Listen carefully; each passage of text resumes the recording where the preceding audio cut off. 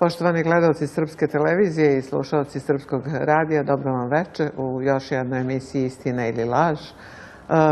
Teško da ikad u ovoj emisiji sam upotrebila u najavi jedan pridev koji se odnosi na naše gosta, ali večeras ću reći. Večeras je zapravo, da skratim priču, gost u emisiji prijatelj Srpske televizije i srpskog naroda, naravno, u Crnoj Gori. I sve drugo što kažem bilo bi suviše. To je naš znanac, dobar, akademik Kosta Čavoški večera sa nama. Dobrodošli u emisiju Istina ili laž. Dobro vas našao. Nisam htjela da koristim svu onu artiljeriju pričajući o vama, jer vi najbolje govorite sami o sebi. A i ova knjiga koju držim u ruci, veleizdaja u višestrukom povratu, koju je objavila Catena Mundi za sajam knjiga, videla sam da je bila veoma aktuelna na sajmu, ste skoro objavili i već sam naslov knjige je prilično provokativan, pa sam htjela da popričamo, naravno, ne samo o njoj, ali možemo da krenemo od nje. Što znači veleizdaja u višestrukom povratu? Pa, veleizdaja je najteže krivično delo u oblasti krivičnog prava i njega mogu da počine samo oni koji su na najvišim državnim položajima. Dakle, kada je neko običan vojnik i pobrine na stranu neprijatelja, onda je on izdajnik. Međutim, kada šef vlade, načelnik generalštaba, komandant neke armije i drugi visoki državni zvaničnik to isto učini, onda je on veleizdajnik. I to je jedno krivično delo koje postoji od rednih vremena još u Rimu.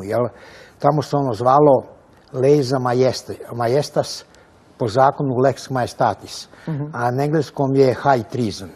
Dakle, ja kad govorim ovde o veleizdajnicima, mislim na najviše državne zvaničnike koji vode pregovore u Briselu. Ja sam tu jednu seriju svojih knjiga započeo sa knjigom Okupacija, pokazujući da je naša zemlja pod duhovnom i političkom okupacijom. Potom je sledila knjiga Izdaja, gdje sam govorio o početku izdaje. To je vreme kad je Borko Stefanović u ime Borisa Tadića počeo prve razgovore u Briselu, pa nastavio sa knjigom Veleizdaja, a kako se veleizdaja ovim našim zvaničnicima osvadila, onda su mu trebali jedan pravnički izraz višestruki povrat.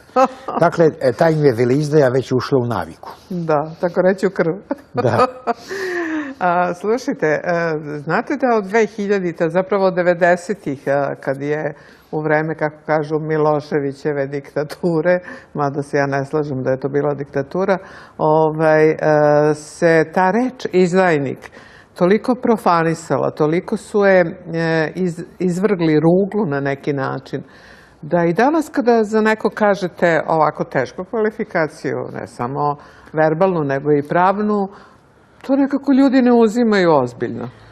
To je zbog toga što je prvo ona učestalo korišćena i kad treba i kad ne treba, a s druge strane što su javna glasila kojima stranci upravljaju to umanjivala.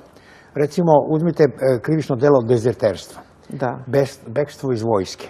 Dakle, to je teško krivično delo, jer dok jedni ljudi na frontu rizikuju život pa i ginu, jer drugi sede kod kuće i eventualno mogu da dobiju par mjeseci ili godinu dana zatvora. A onda, kad je srušen Slobodan Milošević 5. oktobra 2000. godine, jedan od prvih zakona koji je donet bio je zakon o nekoj opštoj amnestiji svih onih koji su bili dezerteri. Dakle, eto, to je razlog što taj izraz dezerter, nema tu težinu koju bi morao da ima. Tako isto i sa izdajnicima, Dakle, ako neko vodi pregovore u Briselu, pa kao posljedica tih pregovora je uspostavljanje prave državne granice između središnje Srbije, ostatka Srbije i Kosova i Metohije s druge strane, onda je to veleizdaja, jer se time prodaje i otuđuje vrlo važan deo srpske državne teritorije. Tačno, doći ćemo, to je velika priča i pričat ćemo o tome, ali samo ovo kad ste pomenuli dezerterstvo.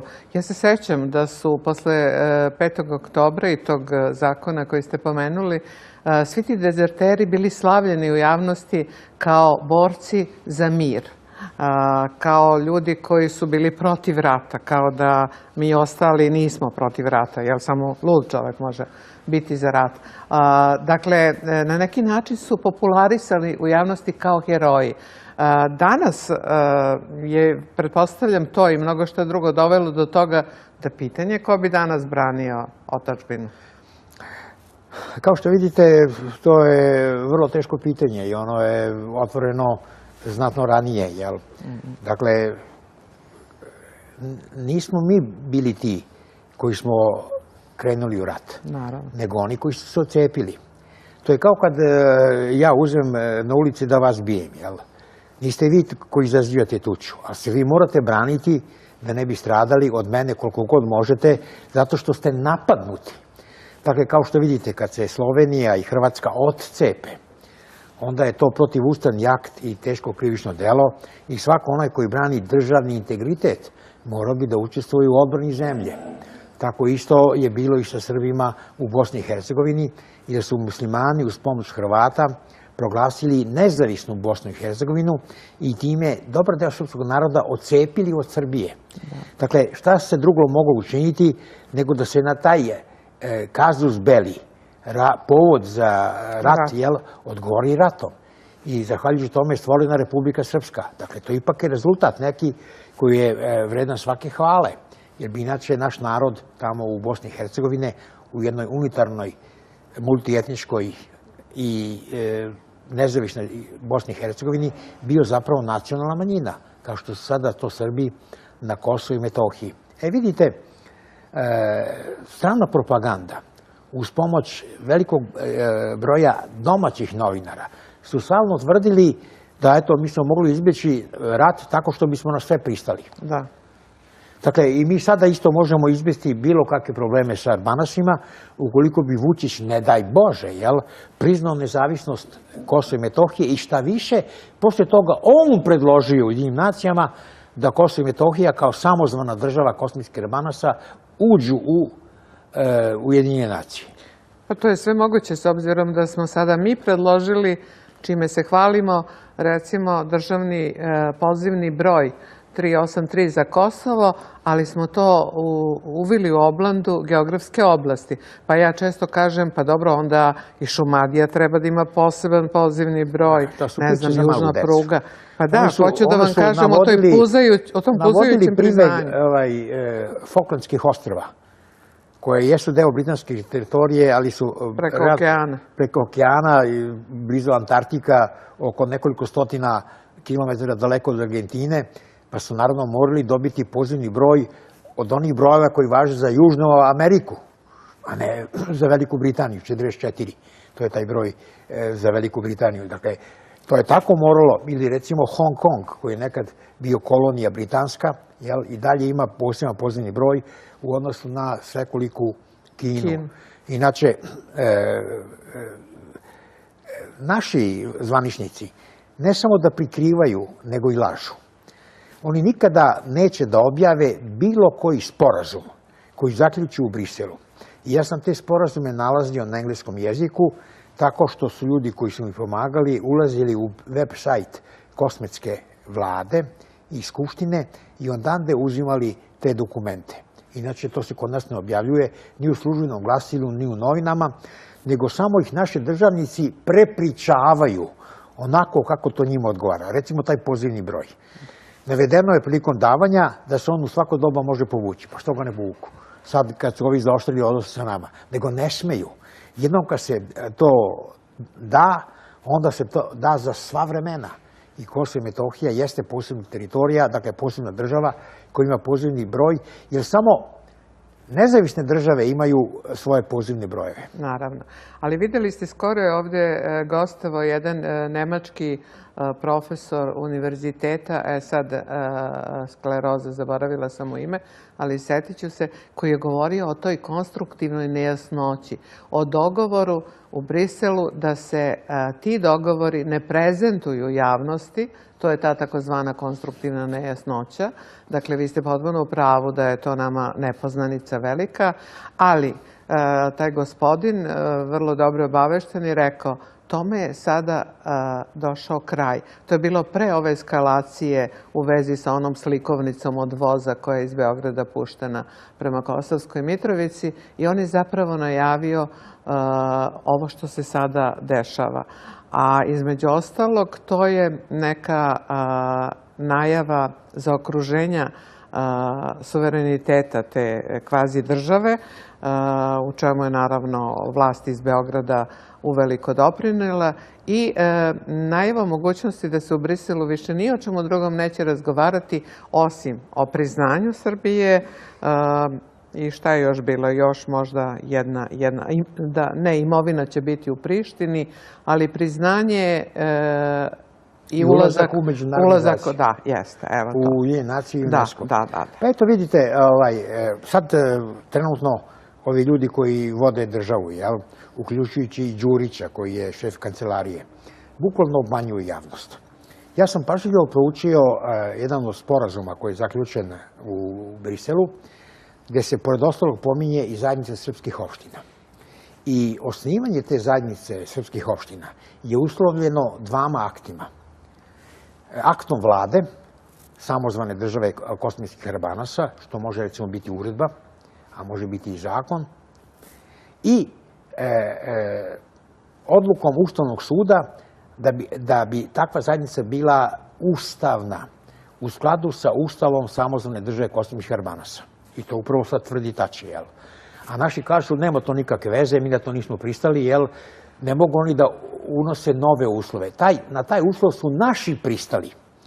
Pa su umeđuvremenu zaboravili, a misle, toliko su tupi i glupi, da naša javnost ipak nije obaveštena, da to ne zna. To recimo ja znam i time obaveštavam iznova našu javnost. Dakle, naši su pristali na to da kosmetska vlada odlučuje da li hoće ili neće, time što donosi uredbu, i drugo, da je Ustavni sud potpuno samovlastan, da on procenjuje da li je u to skladu sa Ustavom ili nije i već je procenio da neki delovi tog sporazuma nisu u skladu sa Ustavom.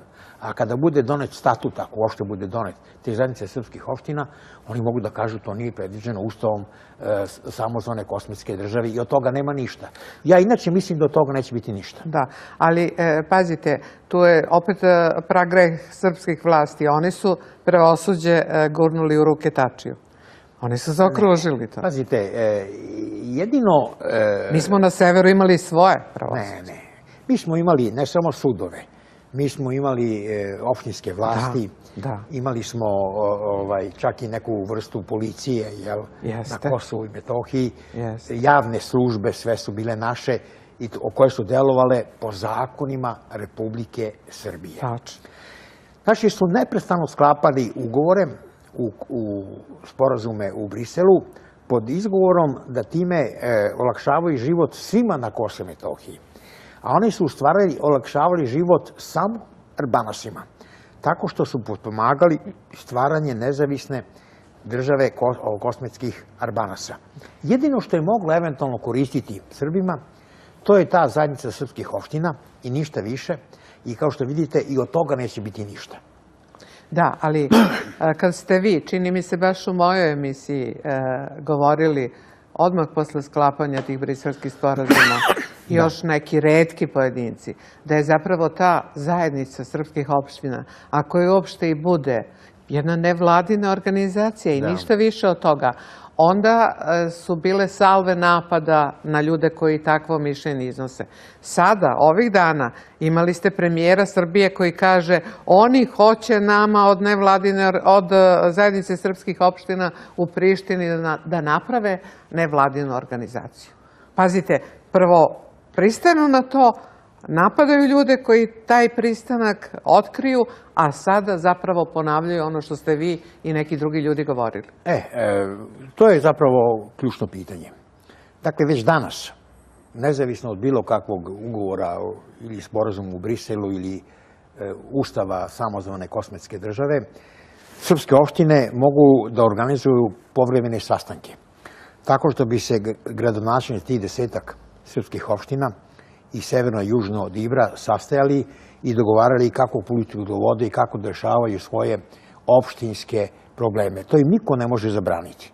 Kao što se recimo i u opštinama Brančevskog okruga ili, ne znam, Beogradskog okruga ili Niškog i tako dalje, mogu sastojati gradonačelnici i razgovarati o zajedničkim problemima, vodosnabdevanju i tako dalje.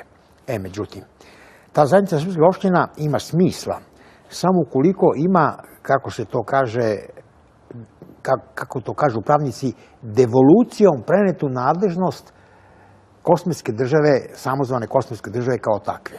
Dakle, ukoliko može donositi neke opšte akte mimo Skupštine Kosova i Metohije zarad uređenja privrednih, socijalnih, stambenih i drugih pitanja u ovih 10 srpskih opština.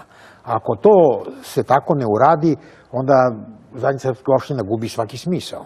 Da, ali ona je po svemu sudeći u sistemu institucija nezavisnog Kosova. Pa jeste u sistemu, ali ovi Albanaši ni to neće.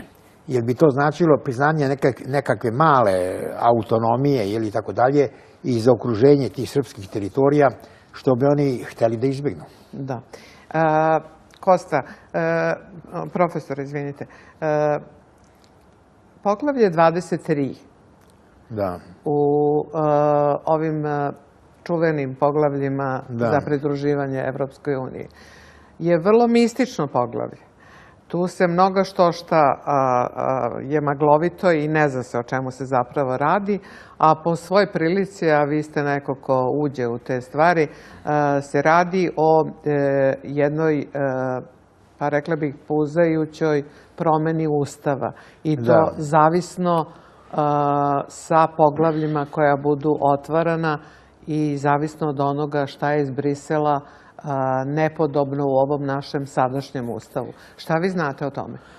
Pa ja ne znam previše iz prostog razloga što ti koji to zagovaraju još uvijek se nisu do kraja izjasnili. Ali znate da je nalog iz Evrope da Ustav naš mora da se menja. Zašto? Da, pa ono što oni navode kao razlog koji bi eventualno bio prihvatljiv, to je sastav Visokog saveta pravosuđa i ovog Visokog tužilačkog saveta, koji je vrlo važan jer oni biraju sudije.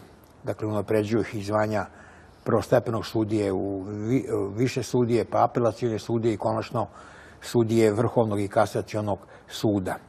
Dakle, članovi tog pravosudnog saveta, pored onih koje biraju same sudije i tako dalje, i neki ljudi po položaju, kao recimo što je predsjednik Vrhovnog kasacionog suda, su pored ostalog po položaju ministar pravde Vlade Republike Srbije i predsjednik Odbora za ustavna pitanja ili pravosudna pitanja Skupštine Republike Srbije.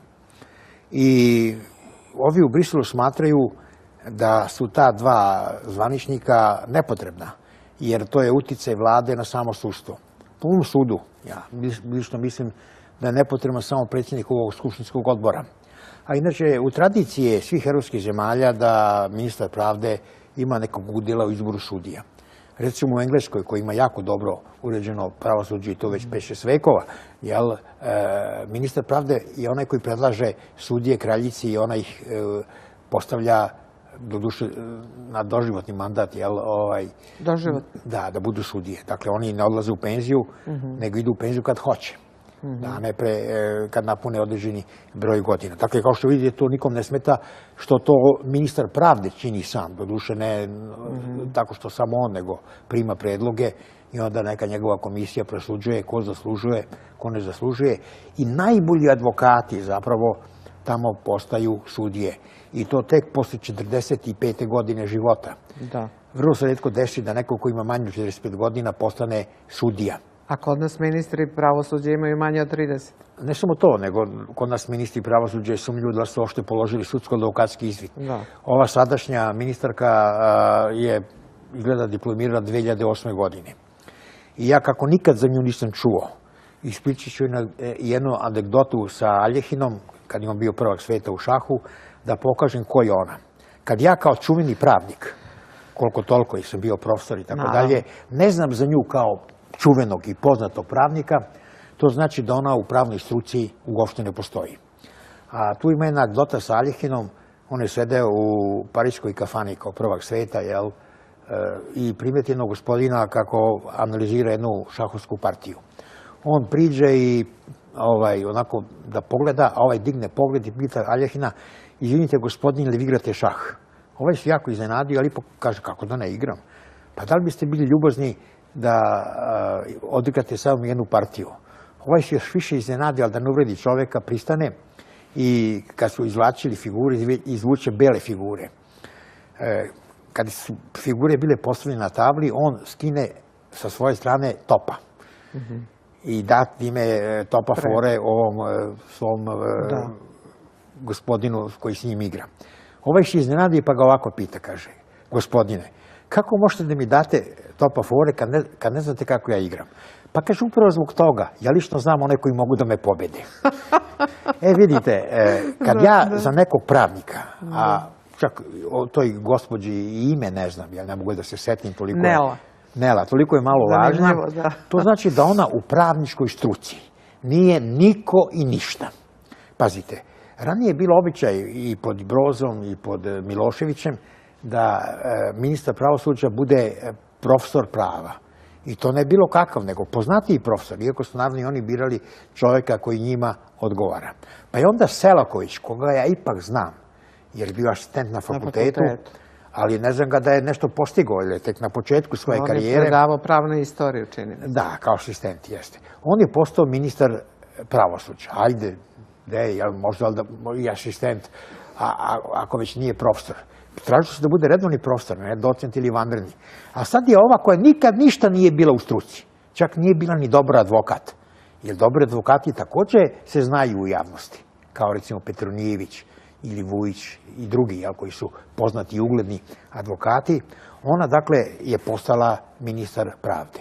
I to samo govori ko je i šta je. Vidite... Ne, ja mislim da to ne govori toliko o njoj koliko o vlasti. Onima koji su je postavili. Onima koji su je postavili. Vidite, Brisel zahteva, dakle, da i ministar pravde ne bude u tom pravosudnom savjetu. Da. Ja ne bih to mnogo razglabao. Što se mene lično tiče, mislim da ovaj predsjednik ovog odbora skupštinskog nikako ne treba. A što tiče ministra pravde, možda i on mogu da bude izostavljen imajući na umu kakvi su naši ministri. Međutim, ono što Brisel očekuje, to je da se promeni ustav u pogledu preambule. Upravo to sam htjela da vas pitam. Mislim da ga to više žulji. Da. Dakle, da se izbaci preambula. Kosovo. Jeste, ne samo preambula. Preambula nije dovoljna za teritorijalni integritet, zato što u ustavnoj nauci, nauci ustavnog prava i u tumačenju ustava prevlađuje mišljenje da je preambula politički, a ne pravni akt. Ali, nezavisno od toga, u ustavu postoji dve odredbe koje su normativne, jel? Jedna je koja predviđa da predsjednik Republike prilikom polaganja zakletve zavetuje se, to treba posjetiti Tomu Nikolića, da će braniti teritorijalni integritet i suverenitet ili suverenost Republike Srbije. On to naravno ne čini. I time čini također ovo krivično delo veleizdaje. I također postoji, mislim da je to član 182 Ustava, koji utvrđuje da Republika Srbije ima dve pokrajine. Jedno je Vojvodina, a drugo su Kosovo i Metohija. Dakle, to je pokrajina u sastavu Republike Srbije. Oni bi hteli da, pored preambule, i ove dve ustavne odredbe se izbace, tako da zapravo Kosovo i Metohija sa stanovišta Ustava Srbije pravno ne postoje.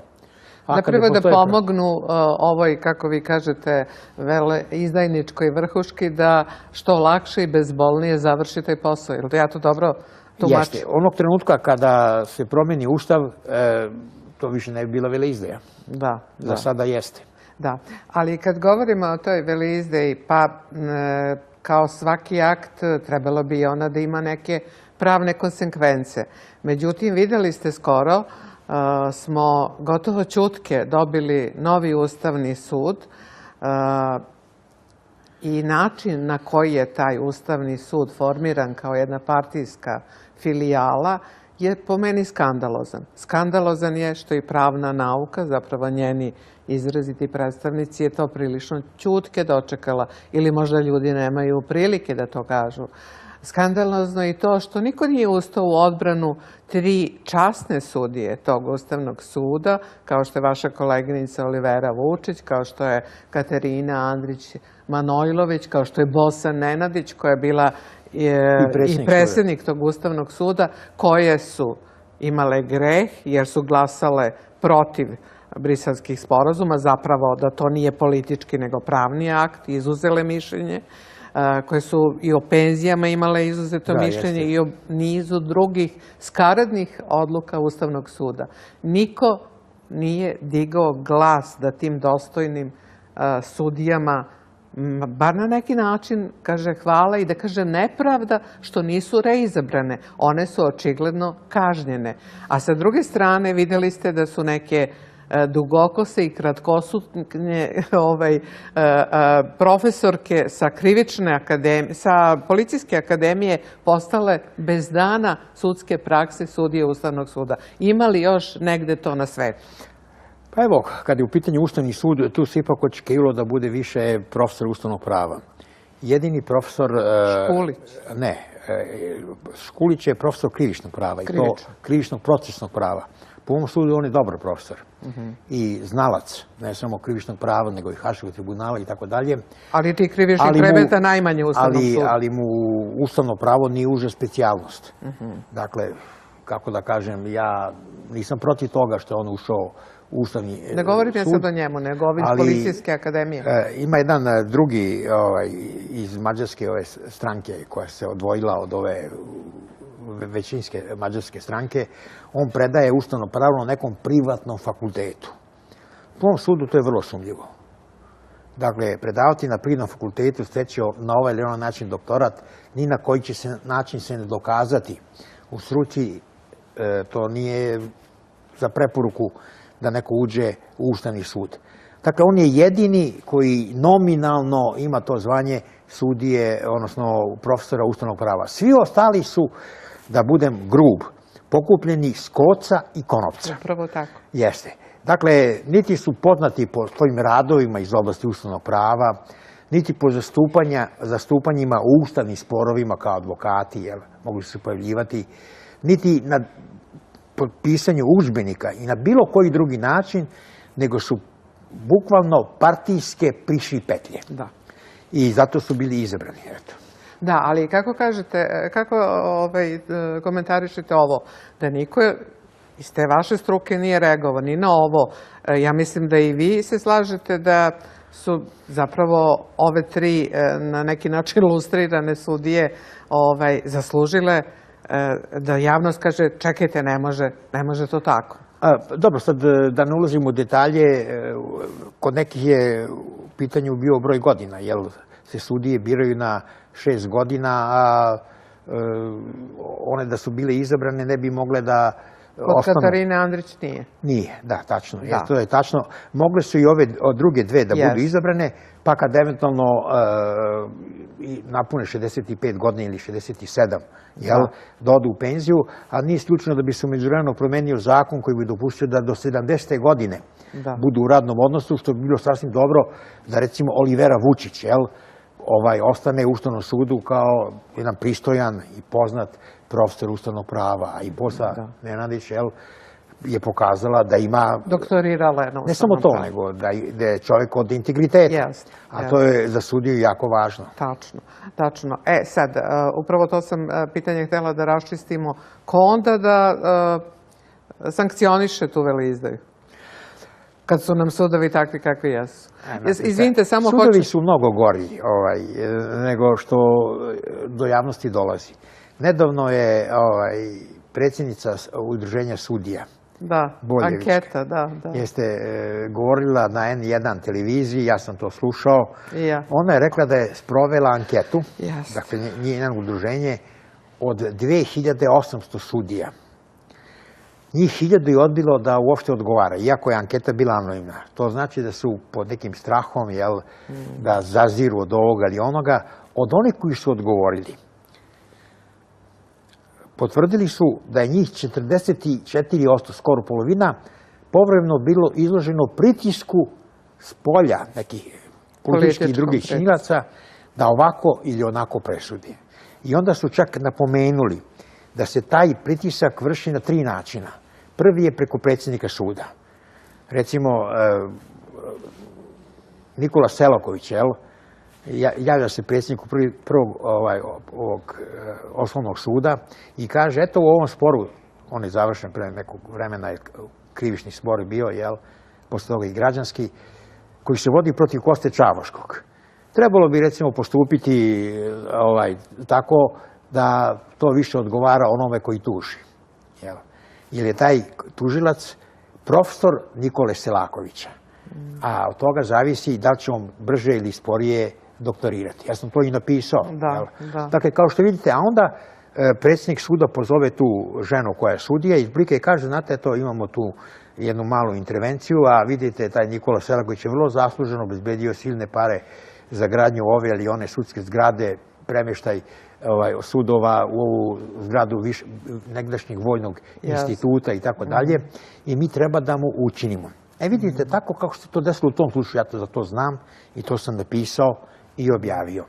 Najvjerovatnije se tako i u mnogim drugim slučajima dešava. Onda interveniše, pored ministra pravde, intervenišu pojedini politički ljudi, političari, preko sudija koje znaju. Pa onda te sudije zovu svoje kolege i kažu, nemoj, tu budi malo oprezniji, taj tužilac ili tuženi je rođak ili, ne znam, prijatelj ovog ili onog jako važnog čoveka koji nam nešto znači, pa povedi računa o tome kad budeš donosio presudu. I konačno, što je najgore, ona je navela da čak i pojedini članovi pravosudnog saveta neposredno intervenišu da bi se ovako ili onako presudilo. To je inače teško krivično delo, znate, upitanje u rad suda, ali kao što vidite, o tome neće niko da svedoči. Ako veleizdaja nije kažnjiva, što bi ovo bilo kažnjivo? Jeste. Tako da je naše sudstvo u očajnom stanju. Da, ali vidite, ova vlast je došla 2012.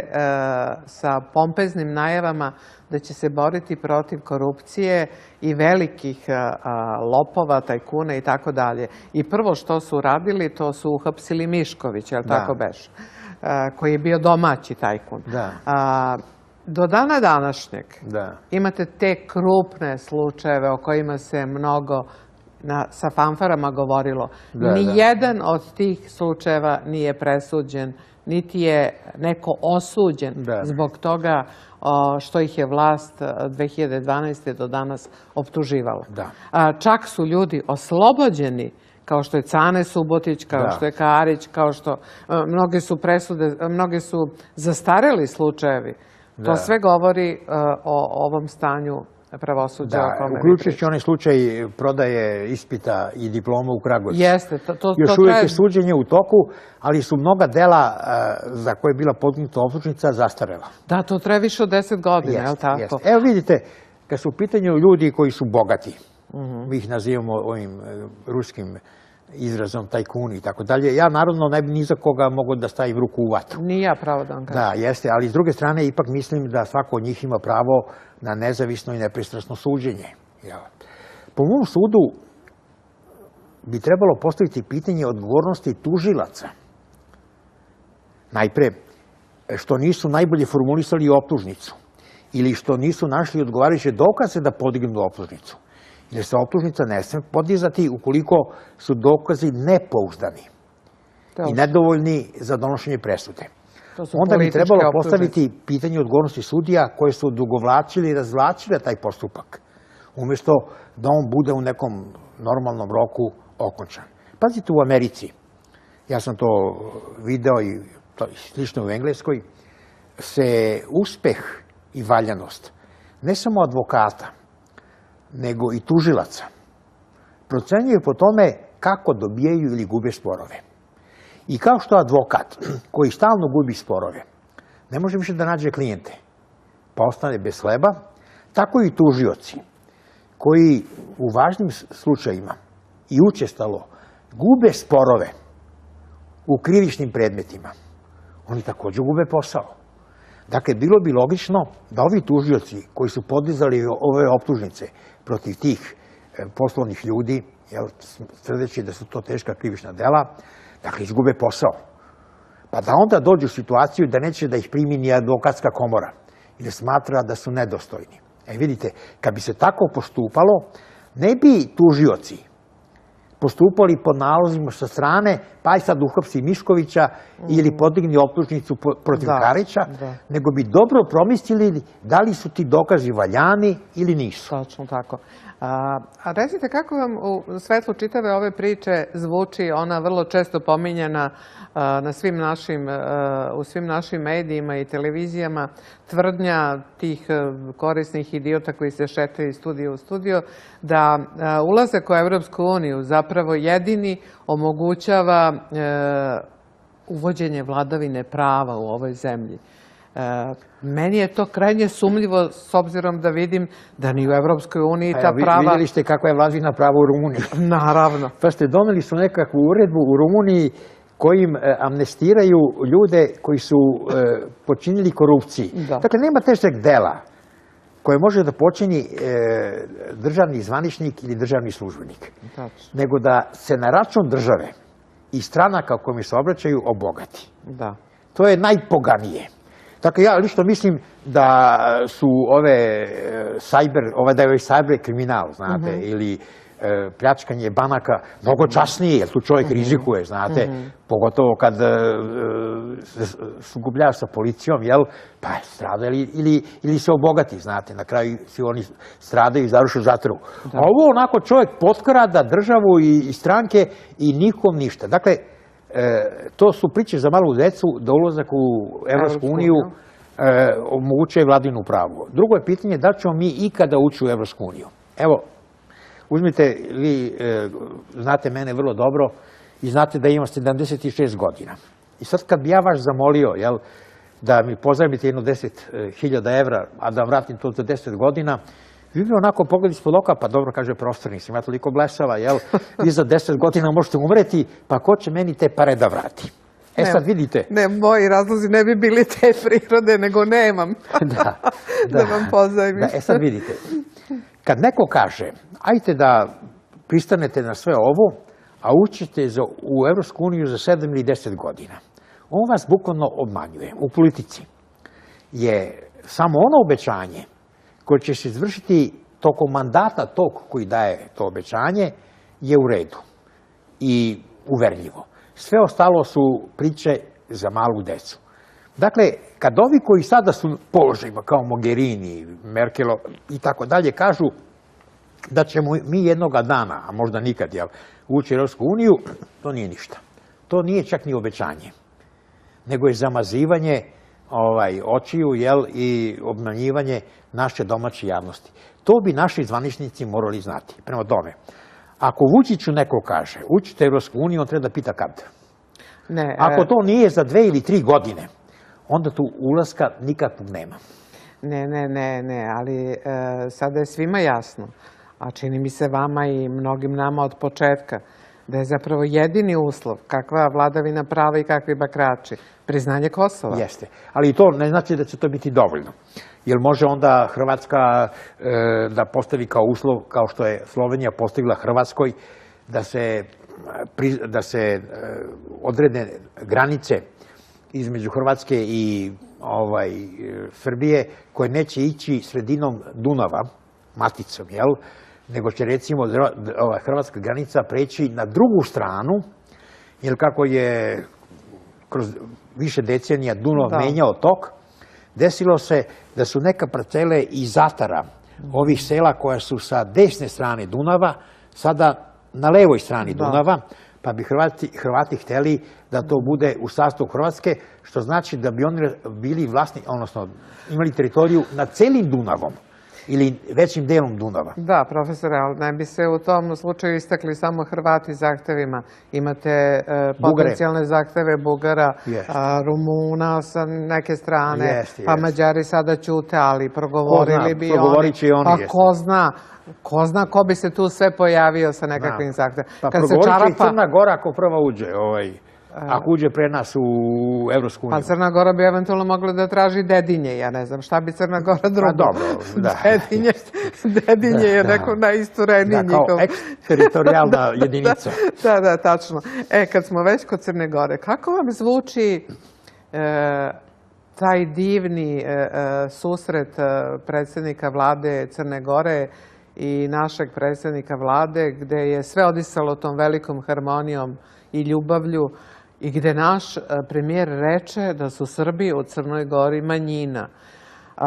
Posle dan, dva su reagovali Srbi iz Crne Gore, pa je on rekao da je to bio lapsus. Ako neko napravi lapsus, valjda ga istog sekunda ispravi, je li tako? Dakle, na šta vam to ukazuje? Pazite, to je stvar mnogo ozbiljnija. Ja ne znam kako uopšte Srbija može sa Crnom Gorom imati bilo kakve odnose. Ako je Crna Gora priznala nezavisnost samozvane države Kosmijskih Hrvanaca.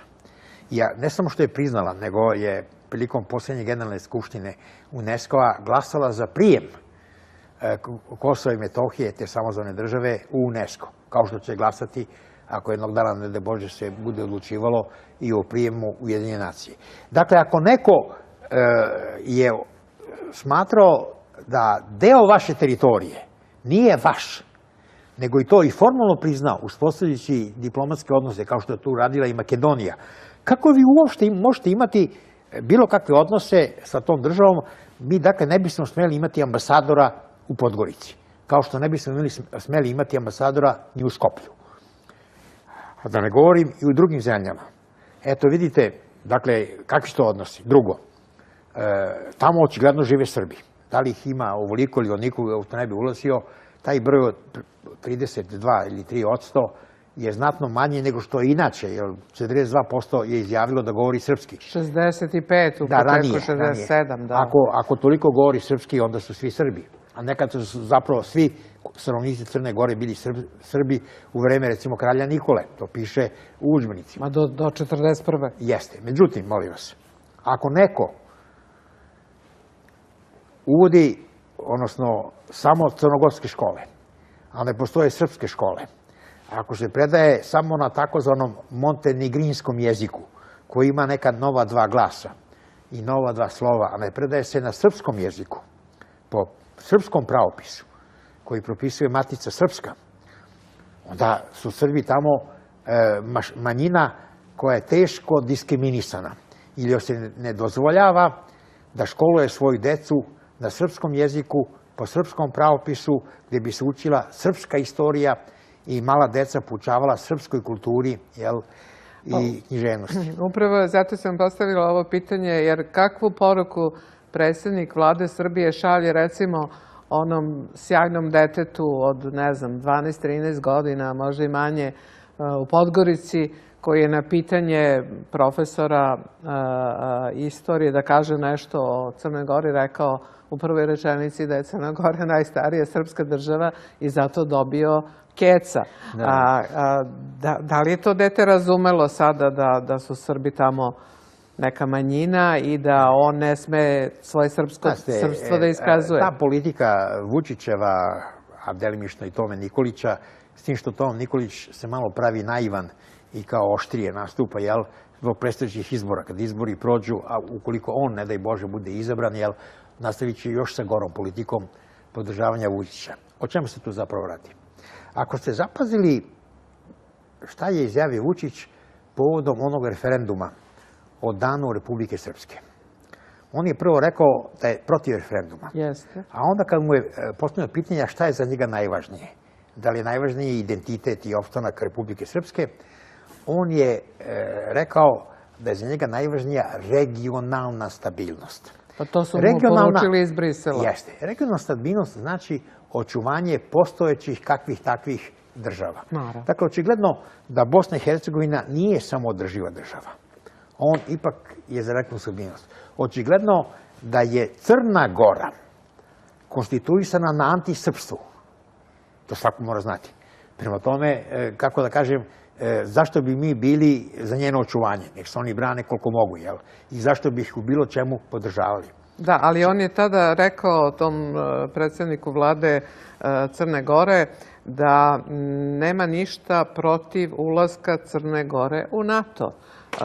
Mene baš briga, doduše nije baš briga, nego ta izjava mi nekako zlokobno zvuči kad smo mi u pitanju, kad je u pitanju Srbija. Pa to znači da će NATO biti bliže nama, jer on ne samo da je na severu, zapadu, istoku zbog Hrvatske, Makedonije, Rumunije i Bugarske, nego će biti i sa jugozapadne strane. Ali u tom trenutku će biti još jedan argument više, kako oni kažu, Vučićevim rukama, jer reći će, eto, okruženi smo. Ne možemo da budemo crna rupa, moramo i mi u NATO. Jeste, tačno to. On to sigurno ima na umu kad to tako nešto kaže. A da ne govorim da je Rusija odlično protiv toga da Crna Gora uđe u Atlantski pakt i zašto bi mi išli u ovom trenutku protiv interesa Federacije Rusije, kada je to jedina država koja nas otključno podržava u Savetu bezbednosti.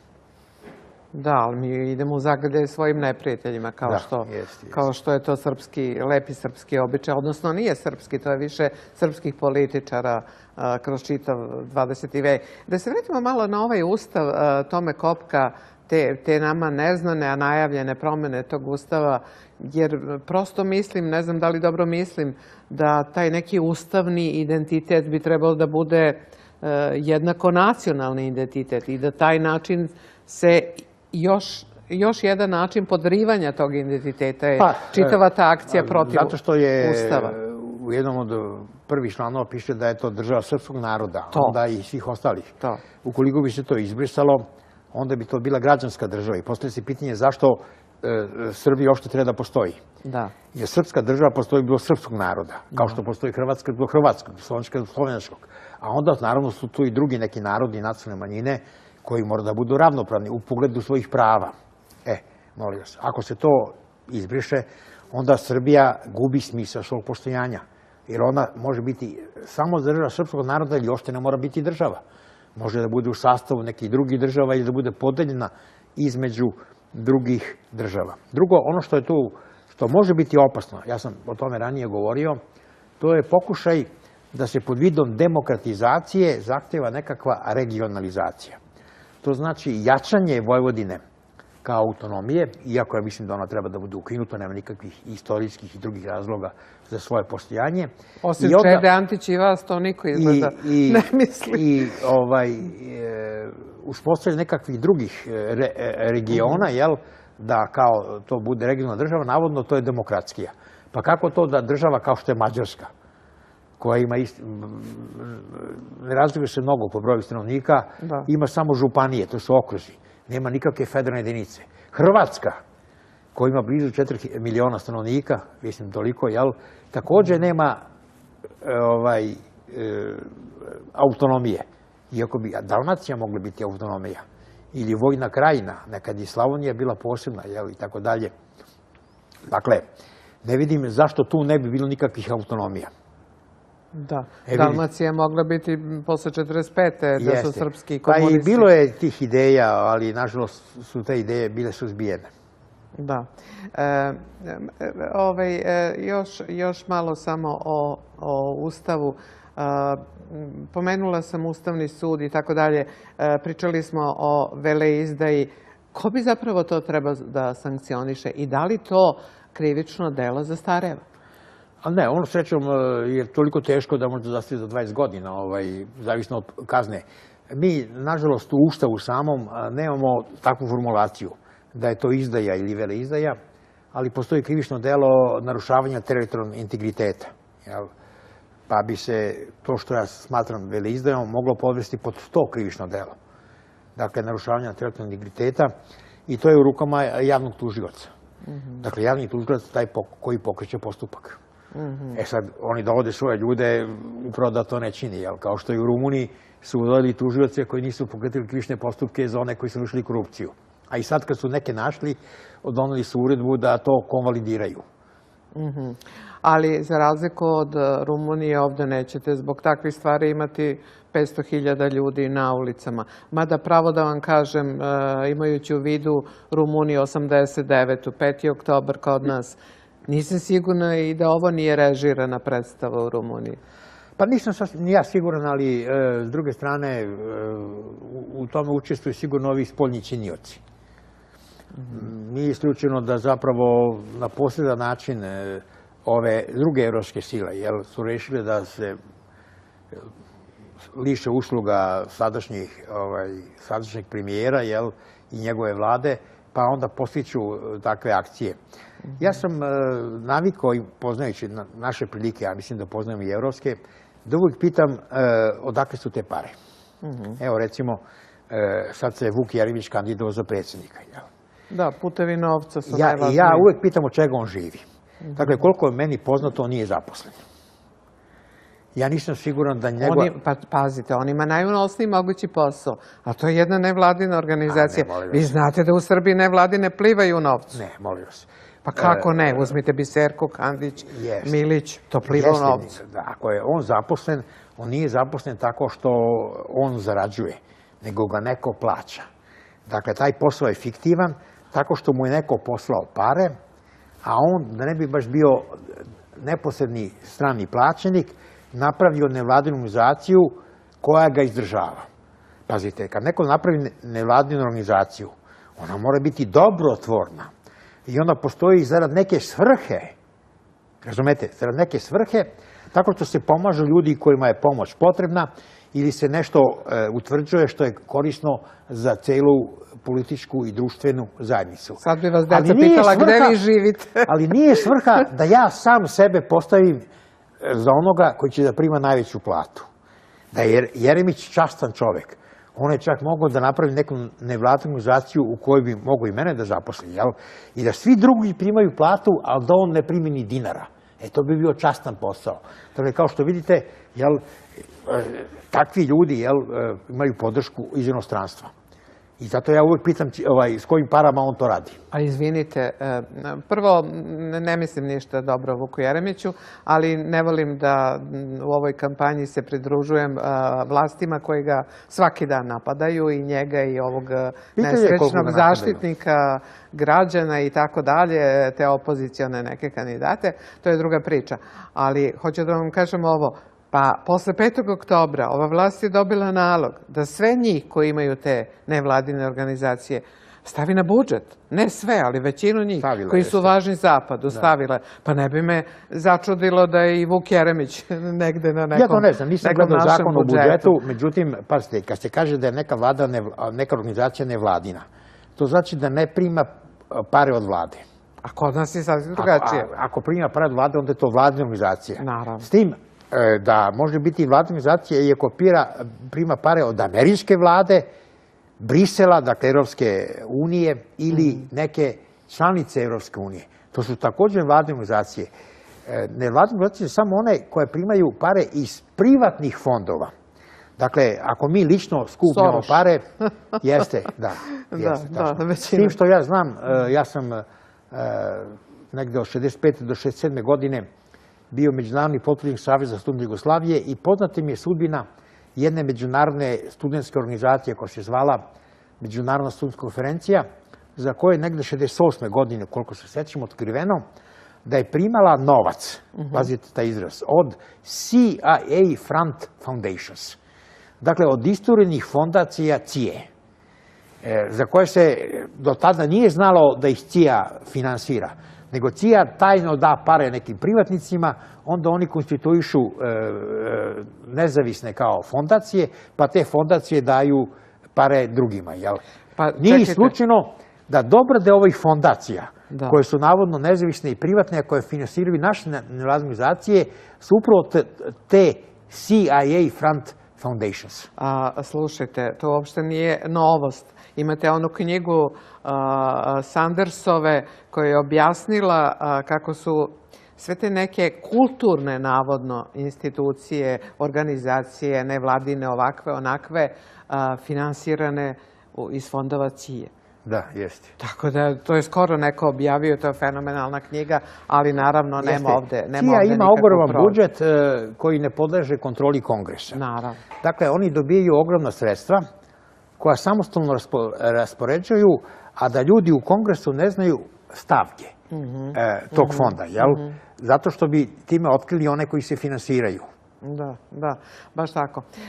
Evo, pri kraju malo ste pre pominjali tužioce kao vrlo specifične igrače, da tako kažem, kolokvijalno u našem tom sistemu, ali kako vam se, što kažu braća Hrvati, dojmio ovaj crnogorski tužilac koji svaki dan podiže neke optužnice protiv ovih terorista i državno-udarničkih radnika protiv Mila Đukanovića. Juče prekjuče je, po mom mišljenju, ipak skandalozno to što je podignuta optužnica i protiv, ne, zapravo uhapšen, ne znam da li je podignuta, šofer Andrije Mandića, predsjednika Demokratskog fronta, pazite to. Znate šta, to što je uhapšen, to možda bude samo po nalogu policije. Tek kad prođe 2 dana, ja ne znam kakav je zakon o krivičnom postupku u Crnoj Gori, ali to bi bilo normalno vreme, onda tužilac treba da odluči da li će on ostati u pritvoru ili biti pušten na slobodu. Ne, tužilac ga već dovodi u vezu sa državnim udarom. Pa onda, ako ga dovodi u vezu, onda utoliko pre je to jako sumnjivo. Da. A kako vam se čitava ta predstava dojmila? Pa, nažalost, ja nisam dovoljno obavešten, ali moram da kažem da mi deluje kao sapunska opera. To je toliko smešno i proizvoljno da ne izaziva nikakvu sigurnost kod ljudi koji hoće da to ozbiljno razmatraju. Pa sad moram tu nešto da uporedim. Skoro smo imali neku priču da je naš premijer bio najbolji student pravnog fakulteta.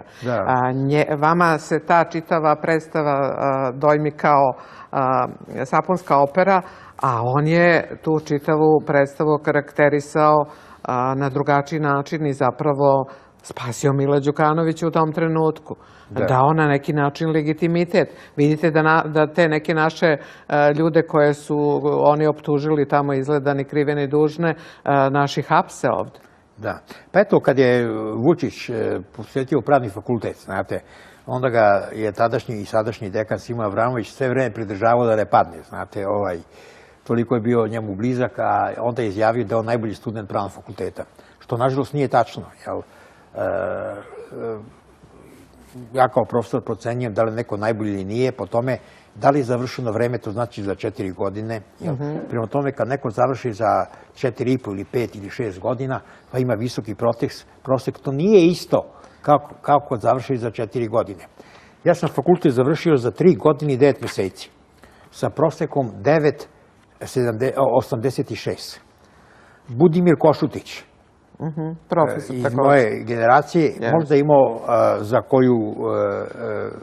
koji 10. deo veći prosek bila i neka studentkinja Ferida Salil Hagić, koja je možda bila još nešto bolja od nas. Ratko Marković, koji 44. godine je završio pravni fakultet na vreme sa prosekom 10.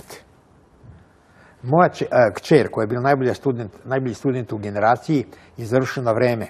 Dakle, septembra, to je posljednji mesec kad se položio ispiti do tadašnje godine, sa svim 10-kama i samo sa 1 9. Dakle, i ko je sada profesor u Engleskoj.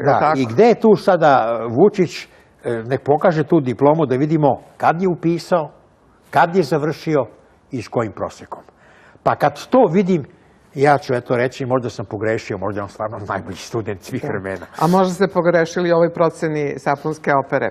Evo, pri kraju, hoću da vas pitam, ima jedno poglavlje u ovoj vašoj knjizi koje se zove Laži i prevara u politici. Jeste li vi, pošto to nisam pročitala, jeste li vi to apsolvirali na iskustvu ovih naših političara? Da, i to povodom Brisela i Kosova i Metohije, jeste.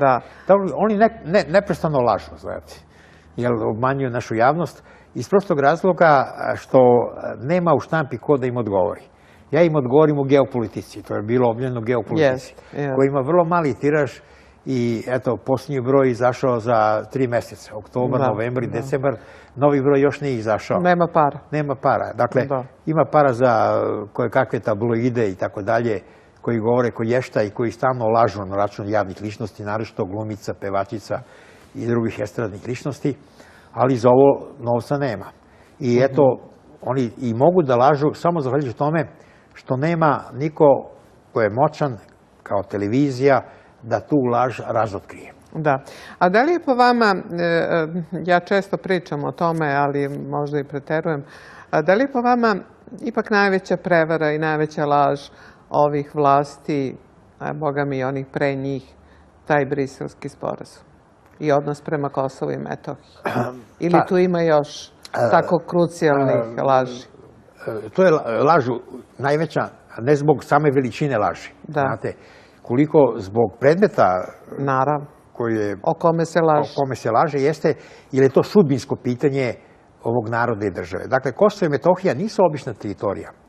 To je stožer na kojem počiva naš duhovni i kulturno-istorijski identitet srpskog naroda.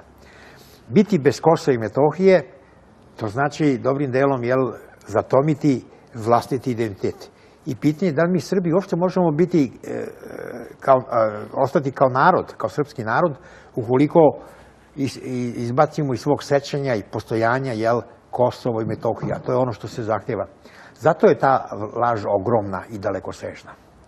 Da, ali kako vam deluje taj stalni atak na svest, na taj atak na Srbe kao jedan lenj narod, na Srbe koji imaju 1.500.000 mana, na Srbe koji treba da promene svest u duhu protestantske etike. Ja sve to kad čujem uvek pomislim nekako na Makijavelija koji, znate onu njegovu sentencu, narod je nemoralan. Pa malo ono to drugačije, ali da sad u to ne ulazimo. On je, ja isto to mislim, narod nije dovoljno odgovoran, nažalost. I nedovoljno promišlja ono što tiče njegove sudbine. Tako da olako prima stvari u politici, a i kad dođe do istinskog saznanja, to je sa velikim zakašnjenjem. Evo sad mi tek vidimo da je Slobodan Milošević ostavio na cedilu, da ne kažem izdao je, i Srbe u zapadnoj Slavoniji, i Srbe u Krajini, i Srbe u Baranji, Vukovaru i zapadnom Sremu. I jedino nije hteo da da Kosovo i Metohiju, pa je došlo do rata. A ovi su spremni i to da daju. Vidite, sve to narod gleda, posmatra. Ja nisam u stanju da predvidim ponašanje ovog naroda. I ja bih voleo da se desi nešto potpuno neočekivano. Tako i nastoje revolucije. Francuska revolucija je izbila, a da narod nije živio tako loše. Nije on jeo kolača, kao što se to pripisuje Mariji Antoneti, imao je hleba. I živjelo se relativno dobro. Ali eto, nešto je dogovorilo do nokata i zbilo se ono što je srušilo monarhiju. Tako je to bilo i u nekim drugim okolnostima. Nije isključeno da će nekim povodom, kao što se desilo to u Rumuniji, potpuno neočekivano, da se ovaj narod digne na noge. Daj Bože da to bude što pre. Da. Pa eto, da završimo tako sa tim, daj Bože. Mada je pitanje šta bi se i time dobilo, ali dobro, to je neka druga priča. U svakom slučaju, profesore, hvala vam i još jednom da kažem, ne znam da li Catena Mundi ima u Crnoj Gori svoje knjižare ili neke punktove, nema. Ako neko hoće da kupi, može da naruči ili tako dalje. Može da naruči, a prosto mislim da bi njima koristila tamo ova knjiga, jer sve ono što se odnosi na ovu vlast ovde, čini mi se da se odnosi i na onu vlast tamo. Knjižare su uništene. Da, to znam. Tako da nema distributivne mreže. Ali kad pogledate da su i države uništene, onda ne znate šta je gore. Hvala, profesor, još jednom. Poštovani gledalci, sledeće nedelje novi gosti i nova priča. Laku noć.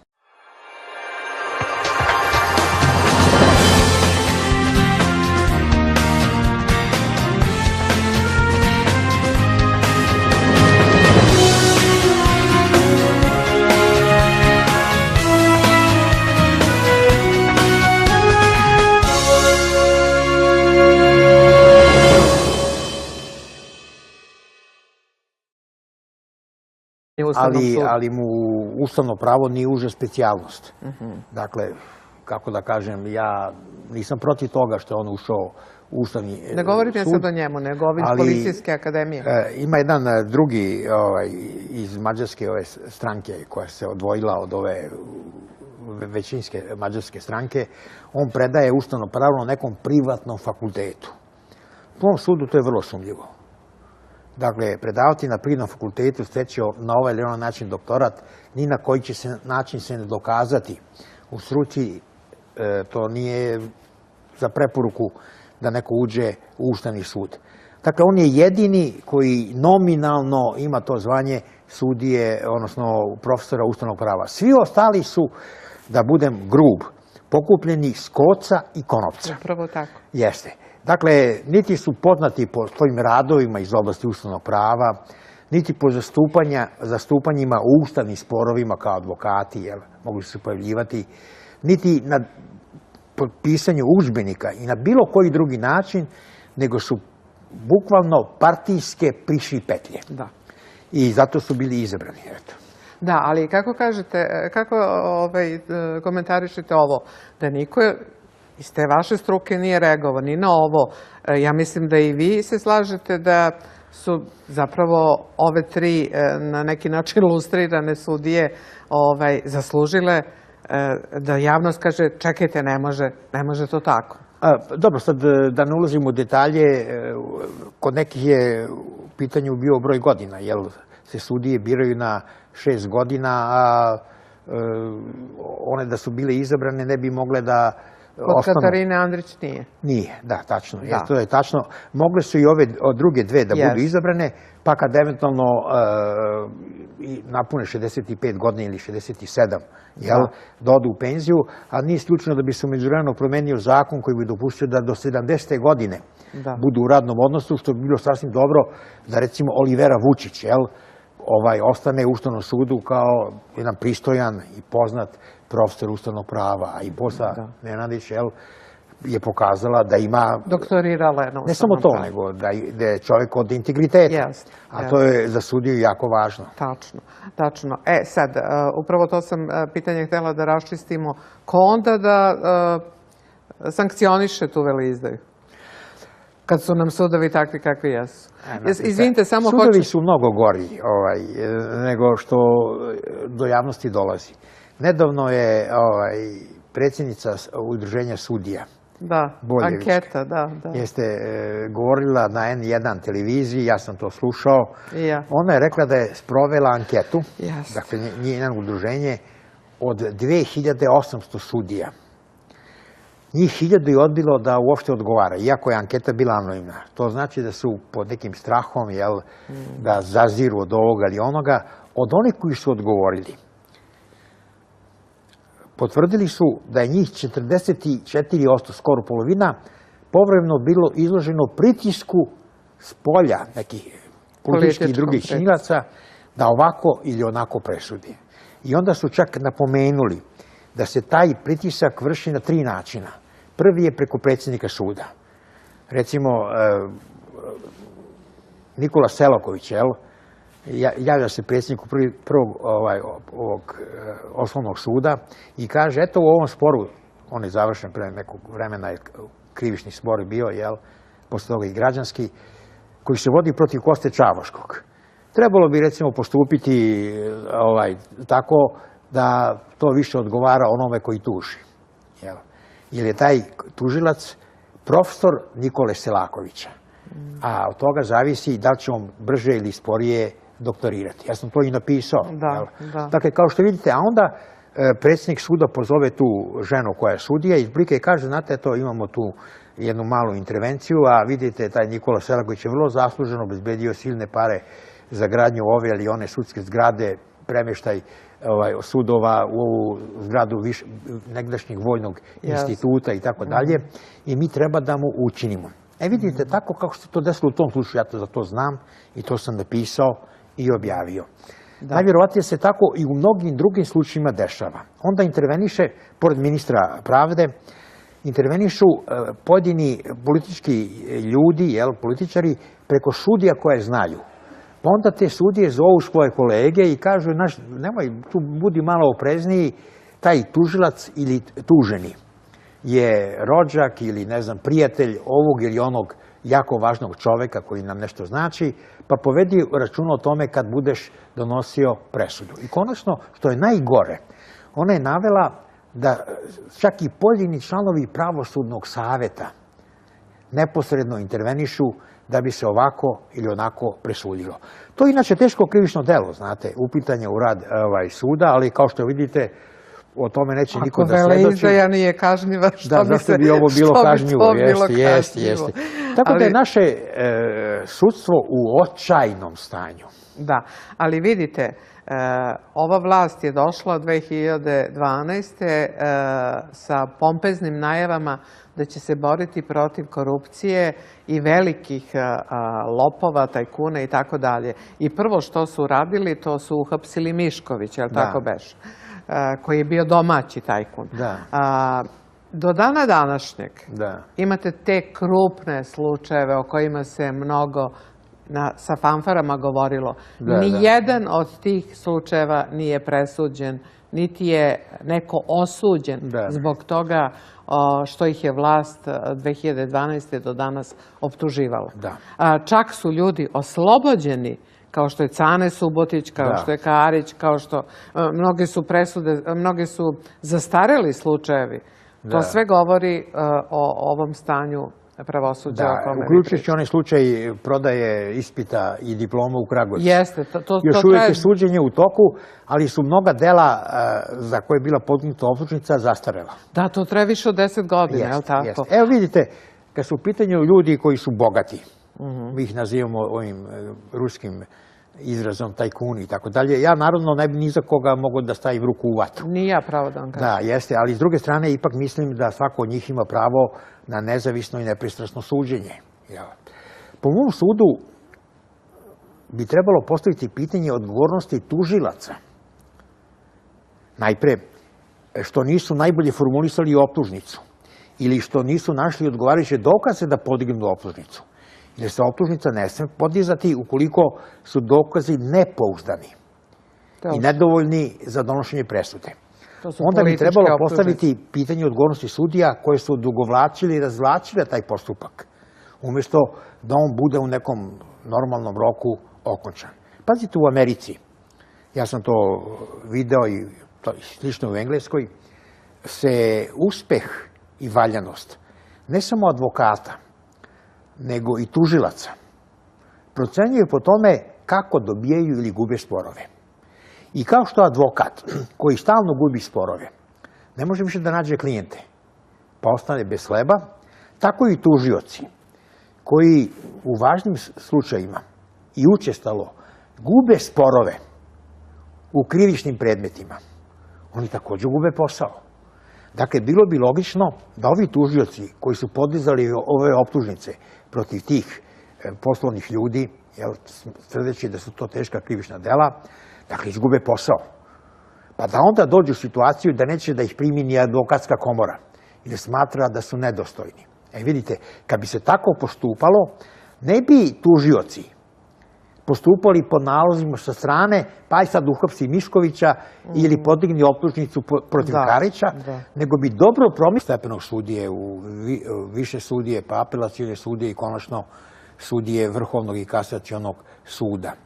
Dakle, članovi tog pravosudnog saveta, pored onih koje biraju same sudije i tako dalje, i neki ljudi po položaju, kao recimo što je predsjednik Vrhovnog kasacionog suda, su pored ostalog po položaju ministar pravde Vlade Republike Srbije i predsjednik Odbora za ustavna pitanja ili pravosudna pitanja Skupštine Republike Srbije. I ovi u Briselu smatraju da su ta dva zvaničnika nepotrebna, jer to je uticaj vlade na samo sudstvo. Po mom sudu, ja lično mislim da je nepotreban samo predsjednik ovog skupštinskog odbora. A inače, u tradiciji je svih evropskih zemalja da ministar pravde ima nekog udjela u izboru sudija. Recimo u Engleskoj, koji ima jako dobro uređeno pravosuđe i to već 5-6 vekova, ministar pravde je onaj koji predlaže sudije kraljici i ona ih postavlja doduše na doživotni mandat, da budu sudije. Dakle, oni ne odlaze u penziju, nego idu u penziju kad hoće, a ne kad napune određeni broj godina. Dakle, kao što vidite, to nikom ne smeta što to ministar pravde čini sam, doduše ne tako što samo on, nego prima predloge i onda neka njegova komisija presuđuje ko zaslužuje, ko ne zaslužuje. I najbolji advokati zapravo tamo postaju sudije. I to tek posle 45. godine života. Da. Vrlo se retko desi da neko ko ima manje od 45 godina postane sudija. A kod nas ministri pravosuđa imaju manje od 30. Ne samo to, nego kod nas ministri pravosuđa sumnjuju da su uopšte položili sudsko-advokatski ispit. Da. Ova sadašnja ministarka je izgleda diplomirala 2008. godine. I ja kako nikad za nju nisam čuo, ispričat ću jednu anegdotu sa Aljehinom, kad je on bio prvak sveta u šahu, da pokažem ko je ona. Kad ja kao čuveni pravnik, koliko toliko i sam bio profesor i tako dalje, ne znam za nju kao čuvenog i poznatog pravnika, to znači da ona u pravnoj struci uopšte ne postoji. A tu ima jedna anegdota sa Aljehinom, on je sedeo u pariškoj kafani kao prvak sveta, jel, i primeti jednog gospodina kako analizira jednu šahovsku partiju. On priđe i onako da pogleda, a ovaj digne pogled i pita Aljehina, izvinite gospodine, li vi igrate šah? Ovaj se jako iznenadio, ali ipak kaže, kako da ne igram? Pa da li biste bili ljubazni da odigrate samo jednu partiju? Ovaj se još više iznenadio, ali da ne uvredi čoveka, pristane i kad su izvlačili figure, izvuče bele figure. Kad su figure bile postavljene na tabli, on skine sa svoje strane topa. I da ime topa fore ovom svom gospodinu koji s njim igra. Ovaj se iznenadi pa ga ovako pita, kaže, gospodine, kako možete da mi date topa fore kad ne znate kako ja igram? Pa kaže, upravo zbog toga, ja lično znam one koji mogu da me pobede. Vidite, kad ja za nekog pravnika, a čak o toj gospođi i ime ne znam, ja ne mogu da se setim toliko. Nela, toliko je malo važna. To znači da ona u pravničkoj struci nije niko i ništa. Pazite, ranije je bilo običaj i pod Brozom i pod Miloševićem da ministar pravosuđa bude profesor prava. I to ne bilo kakav, nego poznatiji profesor, iako su naravno i oni birali čovjeka koji njima odgovara. Pa je onda Selaković, koga ja ipak znam, jer je bio asistent na fakultetu, ali ne znam ga da je nešto postigao, jer je tek na početku svoje karijere. On je predavao pravnu istoriju, čini mi se. Da, kao asistent, jeste. On je postao ministar pravosuđa. Ajde, možda i asistent, ako već nije profesor. Tražio se da bude redovni profesor, ne docent ili vanredni. A sad je ova koja nikad ništa nije bila u struci. Čak nije bila ni dobar advokat. Jer dobri advokati također se znaju u javnosti. Kao recimo Petronijević ili Vujić i drugi, koji su poznati i ugledni advokati. Ona, dakle, je postala ministar pravde. I to samo govori ko je i šta je. Vidite... Ne, ja mislim da to ne govori toliko o njoj koliko o vlasti. Onima koji su je postavili. Onima koji su je postavili. Vidite, Brisel zahteva, dakle, da i ministar pravde ne bude u tom pravosudnom savjetu. Da. Ja ne bih to mnogo razglabao. Što se mene lično tiče, mislim da ovaj predsjednik ovog odbora skupštinskog nikako ne treba. A što tiče ministra pravde, možda i on mogu da bude izostavljen imajući na umu kakvi su naši ministri. Međutim, ono što Brisel očekuje, to je i da se promeni ustav u pogledu preambule. Upravo to sam htjela da vas pitam, mislim da ga to više žulji. Da. Dakle, da se izbaci preambula. Kosovo. Jeste, ne samo preambula. Preambula nije dovoljna za teritorijalni integritet, zato što u ustavnoj nauci, nauci ustavnog prava i u tumačenju ustava prevlađuje mišljenje da je preambula politički, a ne pravni akt. Ali, nezavisno od toga, u ustavu postoji dve odredbe koje su normativne, jel? Jedna je koja predviđa da predsjednik Republike prilikom polaganja zakletve zavetuje se, to treba posjetiti Tomu Nikolića, da će braniti teritorijalni integritet i suverenitet ili suverenost Republike Srbije. On to naravno ne čini. I time čini također ovo krivično delo veleizdaje. I također postoji, mislim da je to član 182 Ustava, koji utvrđuje da Republika Srbije ima dve pokrajine. Jedno je Vojvodina, a drugo su Kosovo i Metohija.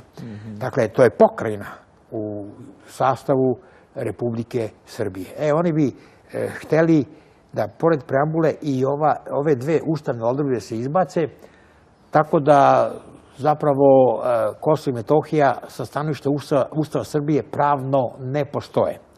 Napravo da pomognu ovoj, kako vi kažete, izdajničkoj vrhuški da što lakše i bezbolnije završi taj posao. Ili ja to dobro tumačim? Jeste. Onog trenutka kada se promeni Ustav, to više ne bi bila veleizdaja. Da. Za sada jeste. Da, ali kad govorimo o toj veleizdaji, pa kao svaki akt trebalo bi ona da ima neke pravne konsekvence. Međutim, videli ste skoro, smo gotovo ćutke dobili novi Ustavni sud i način na koji je taj Ustavni sud formiran kao jedna partijska filijala je po meni skandalozan. Skandalozan je što i pravna nauka, zapravo njeni izraziti predstavnici, je to prilično ćutke dočekala ili možda ljudi nemaju prilike da to kažu. Skandalozno je i to što niko nije ustao u odbranu 3 časne sudije tog Ustavnog suda, kao što je vaša koleginica Olivera Vučić, kao što je Katarina Andrić-Manojlović, kao što je Bosan Nenadić, koja je bila i predsjednik tog Ustavnog suda, koje su imale greh jer su glasale protiv briselskih sporazuma, zapravo da to nije politički nego pravni akt, izuzele mišljenje, koje su i o penzijama imale izuzeto mišljenje i o nizu drugih skaradnih odluka Ustavnog suda. Niko nije digao glas da tim dostojnim sudijama bar na neki način kaže hvala i da kaže nepravda što nisu reizabrane. One su očigledno kažnjene. A sa druge strane vidjeli ste da su neke dugokose i kratkosutne profesorke sa krivične akademije, sa policijske akademije postale bez dana sudske prakse sudije Ustavnog suda. Ima li još negde to na svetu? Pa evo, kad je u pitanju Ustavni sud, tu se ipak očekivalo da bude više profesor ustavnog prava. Jedini profesor... Škulić? Ne, Škulić je profesor krivičnog prava i to krivičnog procesnog prava. Po ovom sudu on je dobar profesor i znalac, ne samo krivičnog prava, nego i Haškog tribunala i tako dalje. Ali ti krivičnih predmeta najmanje. Da li su ti dokazi valjani ili nisu? Točno tako. A recite, kako vam u svetlu čitave ove priče zvuči ona vrlo često pominjana u svim našim medijima i televizijama tvrdnja tih korisnih idiota koji se šetaju iz studija u studio da ulazak u Evropsku uniju zapravo jedini omogućava uvođenje vladavine prava u ovoj zemlji. Meni je to krajnje sumnjivo s obzirom da vidim da ni u Evropskoj uniji ta prava... Vidjeli ste kakva je vladavina prava u Rumuniji. Naravno. Pa ste doneli su nekakvu uredbu u Rumuniji kojim amnestiraju ljude koji su počinili korupciji. Dakle, nema težeg dela koje može da počini državni zvaničnik ili državni službenik. Nego da se na račun države i stranaka kojima se obraćaju obogati. To je najpoganije. Dakle, ja lično mislim da su da je sajber kriminal, znate, ili pljačkanje banaka mnogo časnije, jer tu čovjek rizikuje, znate, pogotovo kad sukobljaš sa policijom, jel, pa strada ili se obogati, znate, na kraju svi oni stradaju i završu u zatvoru. A ovo onako čovjek potkrada državu i stranke i nikom ništa. Dakle, to su priče za malu decu da ulazak u Evropsku uniju omogućuje vladavinu pravu. Drugo je pitanje da ćemo mi ikada ući u Evropsku uniju. Evo, uzmite, vi znate mene vrlo dobro i znate da imam 76 godina. I sad kad bi ja vas zamolio da mi pozajmite jedno 10.000 evra, a da vratim to za 10 godina, vi bi onako pogledali ispod oka, pa dobro, kaže profesor, nisam ja toliko blesava, vi za 10 godina možete umreti, pa ko će meni te pare da vrati? E sad vidite. Ne, moji razlozi ne bi bili te prirode, nego nemam da vam pozajmim. E sad vidite, kad neko kaže, ajte da pristanete na sve ovo, a ućete u Evropsku uniju za 7 ili 10 godina, on vas bukvalno obmanjuje. U politici je samo ono obećanje koje će se izvršiti tokom mandata tog koji daje to obećanje je u redu i uverljivo. Sve ostalo su priče za malu decu. Dakle, kad ovi koji sada su položajima kao Mogherini, Merkelo i tako dalje kažu da ćemo mi jednoga dana, a možda nikad, ući u Europsku uniju, to nije ništa. to nije čak ni obećanje, nego je zamazivanje očiju i obmanjivanje naše domaće javnosti. To bi naši zvaničnici morali znati. Prema tome, ako Vučiću neko kaže, uđite u Evropsku uniju, on treba da pita kad. Ako to nije za 2 ili 3 godine, onda tu ulaska nikakvog nema. Ne, ali sada je svima jasno, a čini mi se vama i mnogim nama od početka, da je zapravo jedini uslov kakva vladavina prava i kakvi bakrači, priznanje Kosova. Jeste, ali to ne znači da će to biti dovoljno. Jer može onda Hrvatska da postavi kao uslov, kao što je Slovenija postigla Hrvatskoj, da se odrede granice između Hrvatske i Srbije, koje neće ići sredinom Dunava, maticom, nego će recimo hrvatska granica preći na drugu stranu, jer kako je kroz više decenija Dunav menjao tok, desilo se da su neka parcele iz Zatara ovih sela koja su sa desne strane Dunava sada na levoj strani Dunava, pa bi Hrvati hteli da to bude u sastavu Hrvatske, što znači da bi oni bili vlasni, odnosno imali teritoriju nad celim Dunavom ili većim delom Dunava. Da, profesore, ali ne bi se u tom slučaju istakli samo Hrvati zahtevima. Imate potencijalne zahteve Bugara, Rumuna sa neke strane, pa Mađari sada ćute, ali progovorili bi oni. Pa ko zna ko bi se tu sve pojavio sa nekakvim zahtevima. Pa progovorit će i Crna Gora ako prva uđe. Ako uđe pre nas u Evropsku uniju. Pa Crna Gora bi eventualno mogla da traži Dedinje, ja ne znam šta bi Crna Gora drugo. Pa dobro, da. Dedinje je neko najistureniji njihov. Da, kao eksteritorijalna jedinica. Da, tačno. Kad smo već kod Crne Gore, kako vam zvuči taj divni susret predsjednika vlade Crne Gore i našeg predsjednika vlade, gde je sve odisalo tom velikom harmonijom i ljubavlju, i gde naš premijer reče da su Srbi u Crnoj Gori manjina. Posle dan, dva su reagovali Srbi iz Crne Gore, pa je on rekao da je to bio lapsus. Ako neko napravi lapsus, valjda ga istog sekunda ispravi, je li tako?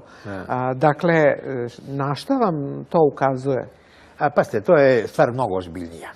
Ja ne znam kako uopšte Srbija može sa Crnom Gorom imati bilo kakve odnose. Ako je Crna Gora priznala nezavisnost samozvane države Kosovskih Albanaca. Ne samo što je priznala, nego je prilikom posljednje generalne skupštine UNESCO-a glasala za prijem Kosova i Metohije, te samozvane države, u UNESCO. Kao što će glasati, ako jednog dana, ne daj Bože, se bude odlučivalo i o prijemu Ujedinjene nacije. Dakle, ako neko je smatrao da deo vaše teritorije nije vaš, nego i to i formalno priznao, uspostavljajući diplomatske odnose, kao što je tu radila i Makedonija, kako vi uopšte možete imati bilo kakve odnose sa tom državom? Mi, dakle, ne bismo smeli imati ambasadora u Podgorici, kao što ne bismo smeli imati ambasadora ni u Skoplju. A da ne govorim i u drugim zemljama. Eto, vidite, dakle, kakvi su to odnosi? Drugo, tamo očigledno žive Srbi.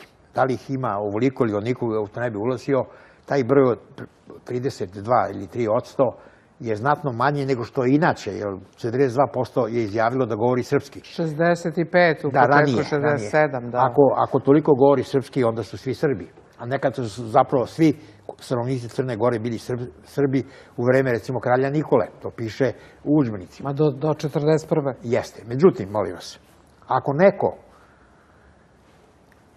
uvodi, odnosno, samo crnogorske škole, a ne postoje srpske škole, ako se predaje samo na takozvanom montenegrinskom jeziku, koji ima neka nova 2 glasa i nova 2 slova, a ne predaje se na srpskom jeziku, po srpskom pravopisu, koji propisuje Matica Srpska, onda su Srbi tamo manjina koja je teško diskriminisana, ili joj se ne dozvoljava da školuje svoju decu na srpskom jeziku, po srpskom pravopisu, gdje bi se učila srpska istorija i mala deca poučavala srpskoj kulturi i književnosti. Upravo zato sam postavila ovo pitanje, jer kakvu poruku predsjednik vlade Srbije šalje, recimo, onom sjajnom detetu od, ne znam, 12-13 godina, možda i manje, u Podgorici, koji je na pitanje profesora istorije da kaže nešto o Crnoj Gori rekao u prvoj rečenici da je Crna Gora najstarija srpska država i zato dobio keca.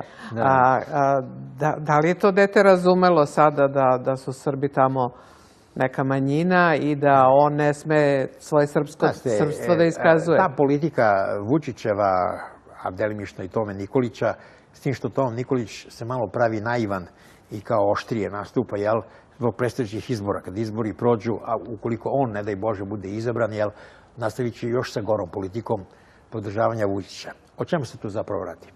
Ako ste zapazili šta je izjavio Vučić povodom onog referenduma o danu Republike Srpske. On je prvo rekao da je protiv referenduma.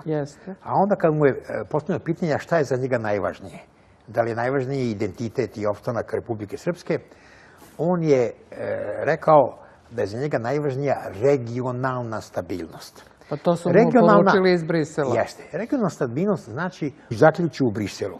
I ja sam te sporazume nalazio na engleskom jeziku, tako što su ljudi koji su mi pomagali ulazili u web sajt kosmetske vlade i skupštine i ondande uzimali te dokumente.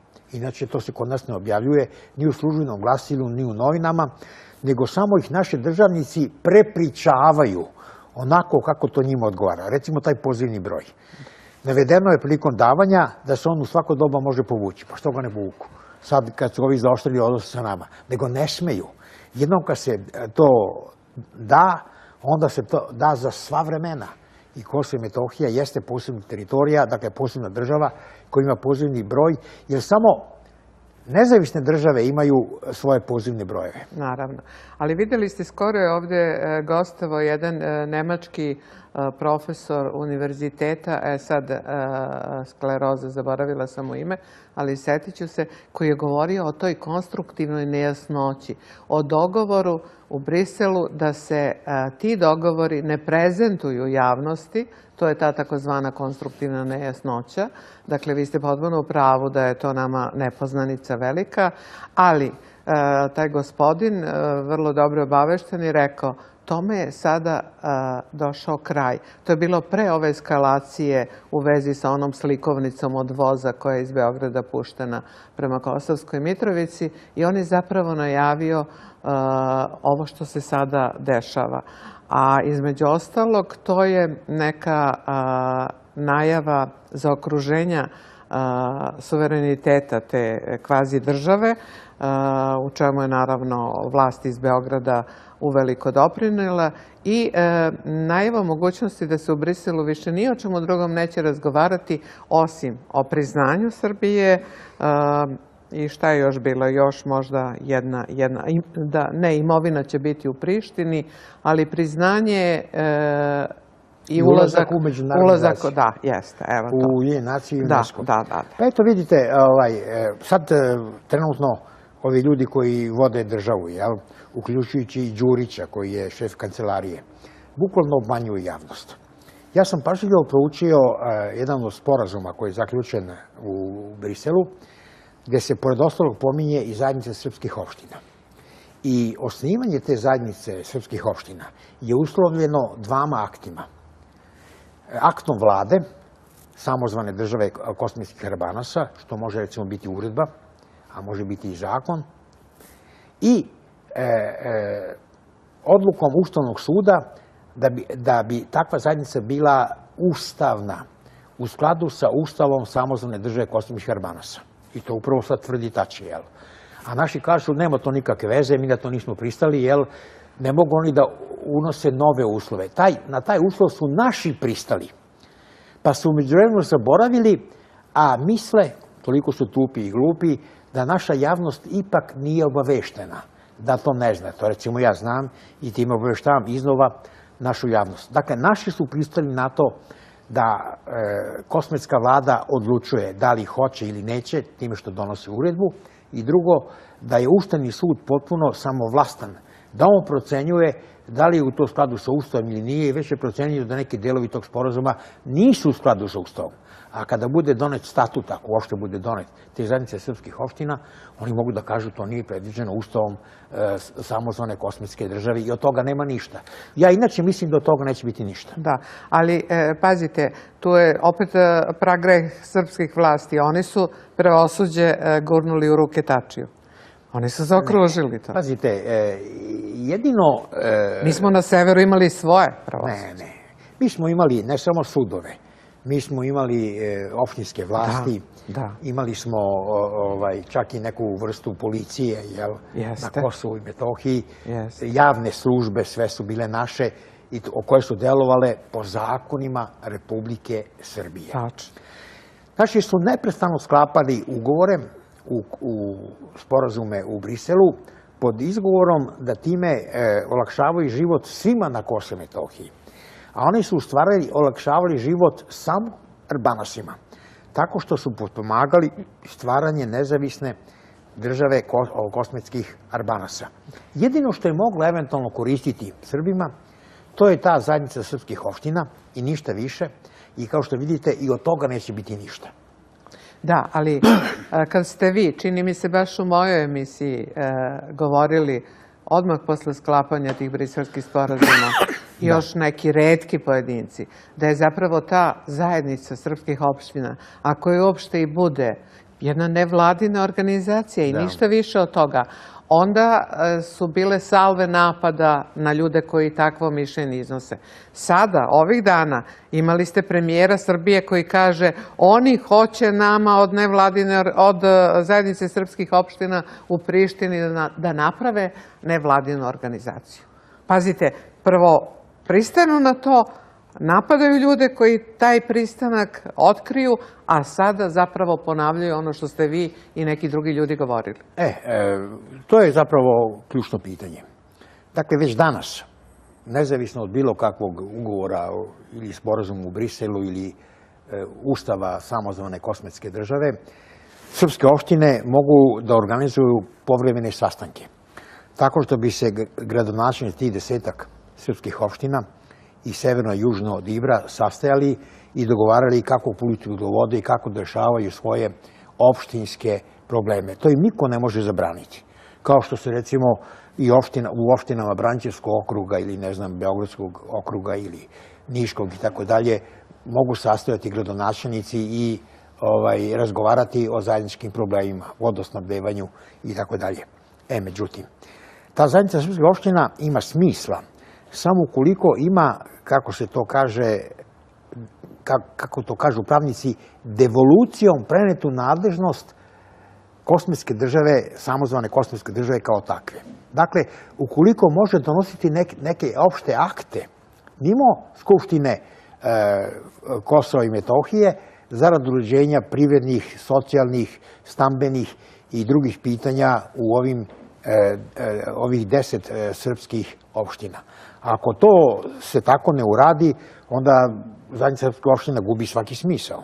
Da, ali ona je po svemu sudeći u sistemu institucija nezavisnog Kosova. Pa jeste u sistemu, ali ovi Albanasi ni to neće. Jer bi to značilo priznanje nekakve male autonomije ili tako dalje i zaokruženje tih srpskih teritorija, što bi oni hteli da izbjegnu. Da. Kosta, profesor, izvinite, poglavlje 23 u ovim čuvenim poglavljima za pridruživanje Evropskoj uniji je vrlo mistično poglavlje. Tu se mnogo što je maglovito i ne zna se o čemu se zapravo radi, a po svoj prilici, a vi ste neko ko uđe u te stvari, se radi o jednoj, pa rekla bih, puzajućoj promeni Ustava. I to zavisno sa poglavljima koja budu otvarana i zavisno od onoga šta je iz Brisela nepodobno u ovom našem sadašnjem Ustavu. Šta vi znate o tome? Pa ja ne znam previše iz prostog razloga što ti koji to zagovaraju još uvijek se nisu do kraja izjasnili. Ali znate da je nalog iz Evrope da Ustav naš mora da se menja. Zašto? Da, pa ono što oni navode kao razlog koji bi eventualno bio prihvatljiv, to je sastav Visokog savjeta pravosuđa. i ovog Visokog tužilačkog saveta, koji je vrlo važan jer oni biraju sudije. Dakle, unapređuju ih iz zvanja.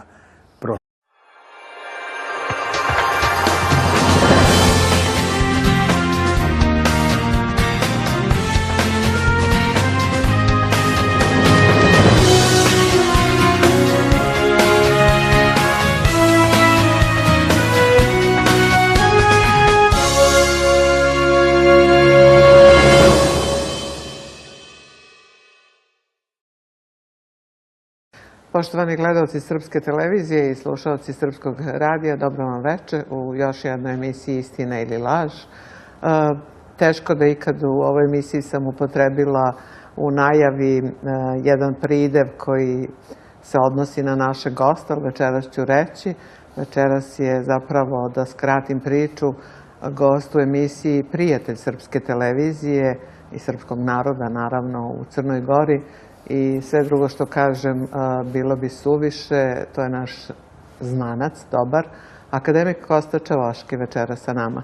Dobrodošli u emisiju Istina ili laž. Dobro vas našao. Nisam htela da koristim svu onu artiljeriju pričajući o vama, jer vi najbolje govorite sami o sebi. A i ova knjiga koju držim u ruci, veleizdaja u višestrukom povratu, koju je objavila Catena Mundi za sajam knjiga, videla sam da je bila veoma aktuelna na sajmu, ste skoro objavili i već sam naslov knjige je prilično provokativan, pa sam htjela da popričamo, naravno, ne samo o njoj, ali možemo da krenemo od nje. Što znači veleizdaja u višestrukom povratu? Pa, veleizdaja je najteže krivično delo u oblasti krivičnog prava i njega mogu da počine samo oni koji su na najvišim državnim položajima. Dakle, kada je neko običan vojnik i pobegne na stranu neprijatelja, onda je on izdajnik. Međutim, kada šef vlade, načelnik generalštaba, komandant neke armije i drugi visoki državni zvaničnik to isto učini, onda je on veleizdajnik. I to je jedno krivično delo koje postoji od drevnih vremena još u Rimu. Tamo se ono zvalo lesa majestas, po zakonu lex majestatis, a na engleskom je high treason. Dakle, ja kad govorim ovde o veleizdajnicima, mislim na najviše državne zvaničnike koji vode pregovore u Briselu. Ja sam tu jednu seriju svojih knjiga započeo sa knjigom Okupacija, pokazujući da je naša zemlja pod duhovnom i političkom okupacijom. Potom je sledila knjiga Izdaja, gde sam govorio o početku izdaje. To je vreme kad je Borko Stefanović u ime Borisa Tadića počeo prve razgovore u Briselu, pa nastavio sa knjigom Veleizdaja, a kako se veleizdaja ovim našim zvaničnicima osladila, onda su mu trebali jedan pravnički izraz višestruki povrat. Dakle, taj im je veleizdaja već ušla u naviku. Da, tako reći u krv. Da. Slušajte, znate da od 2000-te, zapravo od 90-ih, kad je u vreme, kako kažu, Miloševićeve diktature, mada se ja ne slažem da je to bila diktatura, se ta reč izdajnik toliko profanisala, toliko su je izvrgli ruglu na neki način, da i danas kada za neko kažete ovako tešku kvalifikaciju, ne samo verbalnu, nego i pravnu, to nekako ljudi ne uzimaju ozbiljno. To je zbog toga što je prvo ona učestalo korišćena i kad treba i kad ne treba, a s druge strane što su javna glasila kojima stranci upravljaju to umanjivala. Recimo, uzmite krivično delo dezerterstva, bekstvo iz vojske. Dakle, to je teško krivično delo, jer dok jedni ljudi na frontu rizikuju život pa i ginu, jer drugi sede kod kuće i eventualno mogu da dobiju par mjeseci ili godinu dana zatvora. A onda, kad je srušen Slobodan Milošević 5. oktobra 2000. godine, jedan od prvih zakona koji je donet bio je zakon o nekoj opštoj amnestiji svih onih koji su bili dezerteri. Dakle, eto, to je razlog što taj izraz dezerter, nema tu težinu koju bi morao da ima. Tako isto i sa izdajnicima, Dakle, ako neko vodi pregovore u Briselu, pa kao posljedica tih pregovora je uspostavljanje prave državne granice između središnje Srbije, ostatka Srbije i Kosova i Metohije s druge strane, onda je to veleizdaja, jer se time prodaje i otuđuje vrlo važan deo srpske državne teritorije. Tačno, doći ćemo, to je velika priča i pričat ćemo o tome, ali samo ovo kad ste pomenuli dezerterstvo.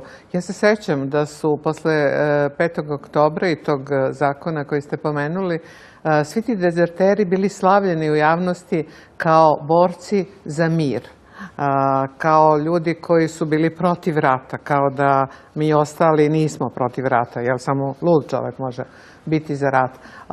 Dakle, na neki način su popularisali u javnosti kao heroji. Danas je, pretpostavljam, to i mnogo što drugo dovelo do toga da pitanje ko bi danas branio otadžbinu. Kao što vidite, to je vrlo teško pitanje i ono je otvoreno znatno ranije. Dakle, nismo mi bili ti koji smo krenuli u rat, nego oni koji su se ocepili. To je kao kad ja uzmem na ulici da vas bijem. Niste vi koji izazivate tuču, ali se vi morate braniti da ne bi stradali od mene koliko god možete, zato što ste napadnuti. Dakle, kao što vidite, kad se Slovenija i Hrvatska odcepe, onda je to protivustavni akt i teško krivično delo i svako onaj koji brani državni integritet morao bi da učestvuje u odbrani zemlje. Tako isto je bilo i sa Srbima u Bosni i Hercegovini i da su muslimani uz pomoć Hrvata proglasili nezavisnu Bosnu i Hercegovinu i time dobar deo srpskog naroda odcepili od Srbije. Dakle, šta se drugo moglo učiniti nego da se na taj kazus belli, povod za rat, odgovori ratom. I zahvaljujući tome je stvorena Republika Srpska. Dakle, to ipak je rezultat neki koji je vredan svake hvale. Jer bi inače naš narod tamo u Bosni i Hercegovine u jednoj unitarnoj, multietničkoj i nezavisnoj Bosni i Hercegovini bio zapravo nacionalna manjina, kao što su sada to Srbi na Kosovu i Metohiji. Vidite, strana propaganda uz pomoć velikog broja domaćih novinara su stalno tvrdili da eto, mi smo mogli izbjeći rat tako što bismo na sve pristali. Da. Dakle, i mi sada isto možemo izbjesti bilo kakve probleme sa Albanasima, ukoliko bi Vučić, ne daj Bože, priznao nezavisnost Kosova i Metohije i šta više, posle toga on predložio Ujedinjenim nacijama da Kosovo i Metohija kao samozvana država kosovskih Albanasa uđu u Ujedinjene nacije. Pa to je sve moguće, s obzirom da smo sada mi predložili, čime se hvalimo, recimo državni pozivni broj 383 za Kosovo, ali smo to uvili u oblandu geografske oblasti. Pa ja često kažem, pa dobro, onda i Šumadija treba da ima poseban pozivni broj, ne znam, južna pruga. Pa da, hoću da vam kažem o tom puzajućem priznanju.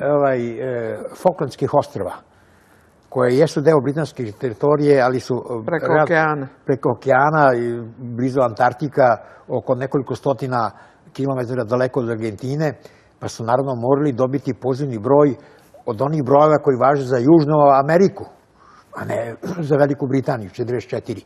To je taj broj za Veliku Britaniju. Dakle, to je tako moralo, ili recimo Hong Kong, koji je nekad bio kolonija britanska, i dalje ima poseban pozivni broj u odnosu na svekoliku Kinu. Inače, naši zvaničnici ne samo da prikrivaju, nego i lažu. Oni nikada neće da objave bilo koji sporazum